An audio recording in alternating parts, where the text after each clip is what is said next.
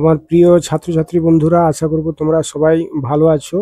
তো তোমরা যারা আমার এই চ্যানেলটা দেখছো তাদেরকে বলি, তোমরা তোমাদের বন্ধুদের মধ্যে এই চ্যানেলটি শেয়ার করো এবং এই চ্যানেলের যে ভিডিওগুলো দেখছো সেখানে তোমরা কমেন্ট করে জানিও এই ভিডিওতে তোমাদের কি কোনো সমস্যা হয়েছে কিনা, বা কি ধরনের ভিডিও তোমরা পরবর্তীকালে চাইছো সেটা নিয়ে তোমরা এই কমেন্ট বক্সে কমেন্ট করো। আমি অবশ্যই তার উত্তর দেওয়ার চেষ্টা করব।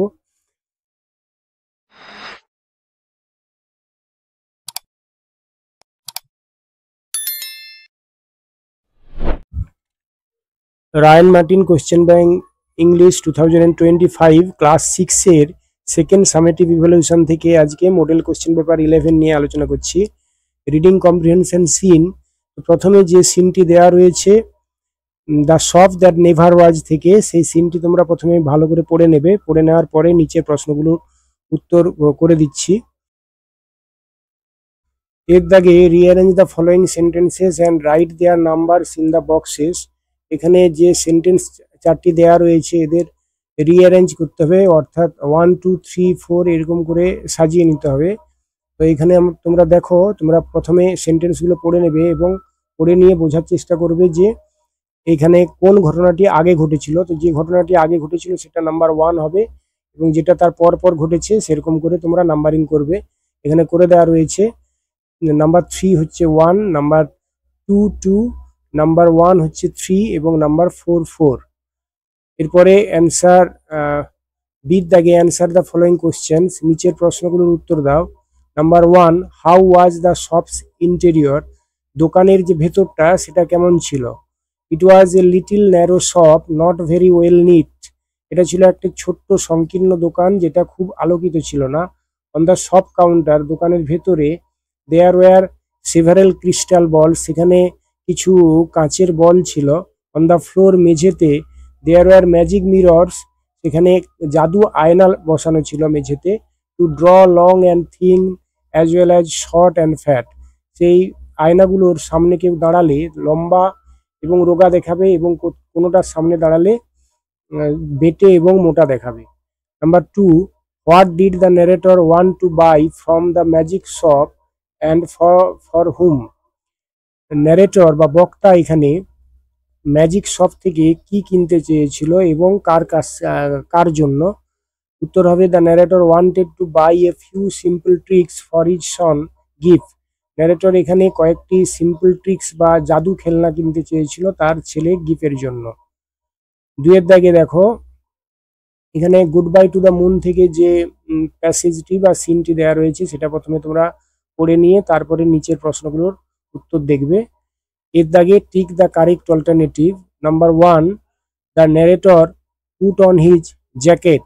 Number 2, the people of earth spoke very loudly হবে। বির দাগে কমপ্লিট দ্য ফলোয়িং সেন্টেন্সেস, নিচের যে বাক্যগুলো রয়েছে সেগুলো সম্পূর্ণ করো with information from the passage, ওপরের যে প্যাসেজ দেওয়া রয়েছে সেখান থেকে তথ্য নিয়ে।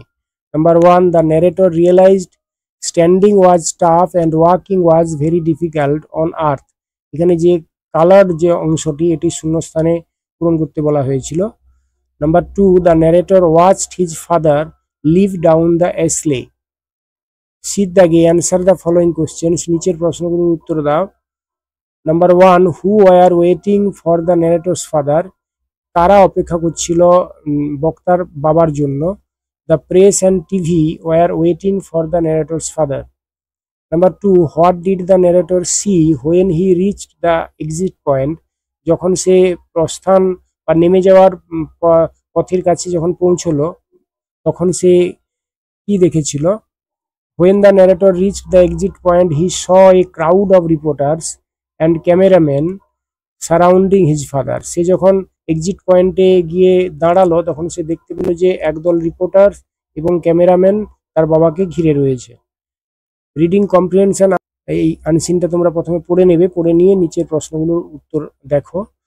এর দাগে choose the correct option from the given alternatives.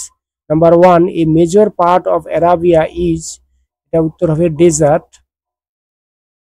এরপরে নাম্বার 2 তে হোয়াট ইজ অ্যান ওয়েসিস, একটা ওয়েসিস বা মরুদ্যান কি, এটা উত্তর হবে option C, a place in the desert where water comes from deep underground and trees grow. এরপরে বিতে স্টেটমেন্ট এবং রিজন এখানে দেওয়া রয়েছে। প্রথমে one can not walk bear foot on the desert in day time. দিনের বেলা খালি পায়ে কেউ হাঁটতে পারবে না। এটার কারণ হচ্ছে the sand is very hot. The sun can not dry up the springs in the dessert.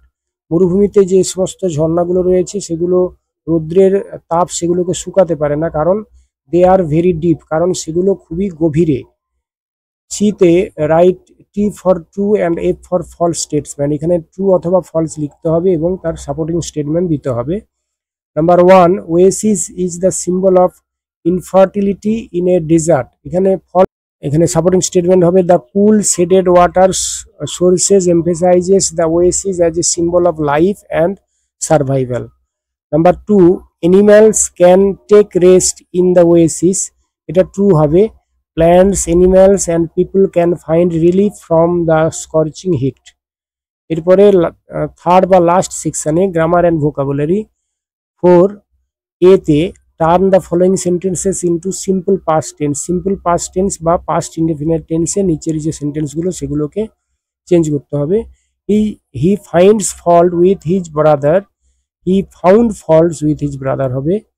Number two, someone stills মাই বুক। এটা হবে someone stole my book. with দাগে fill in the blanks with suitable possessive adjective. Number one, a bird eats with its beak. Number two, I have lost my pen. এরপরে সিতে write meaningful words from the jumbled words. এখানে যে জাম্বলড ওয়ার্ডস বা লেটারগুলোকে যে jumble করা আছে এগুলোকে সাজিয়ে সঠিক শব্দ তৈরি করতে হবে। নাম্বার ওয়ান প্রথমেরটা হবে পেন্টিং অ্যান্ড নাম্বার টু হবে টাইগার। ডিতে change the gender of the following words. এখানে পিকক থেকে হবে peahen, milk man, milk made থেকে হবে মিল্ক ম্যান। এরপর number 5, do as directed. The bird Singh sweetly, make it negative. এটার নাবাচক করলে হবে the bird does not sing sweetly. Number 2, last night mister Roy left the house at midnight. Put appropriate form of the verb. এখানে লিভের first form হবে left, যেহেতু last night বলা রয়েছে। Number 3, তোমরা কি আজ সিনেমা যাবে? Translate into English. এটা উত্তর হবে will you go to cinema today. Number 4, we have a cat and a dog. Fill in the blank with a suitable linker. এখানে অ্যান্ড লিঙ্কার হিসেবে বসছে। এরপরে number 6, find out words from the unseen passage that mean the following. তোমরা জানো যে unseen passage থেকে দুটো শব্দ যাদের নিয়ারেস্ট মিনিং বা সমার্থক শব্দ খুঁজে বের করে আনসিন প্যাসেজ থেকে লিখতে হয়। এলিগ্যান্ট এটা হবে সিগনিফিক্যান্ট, আর নেকেড হবে বেয়ার।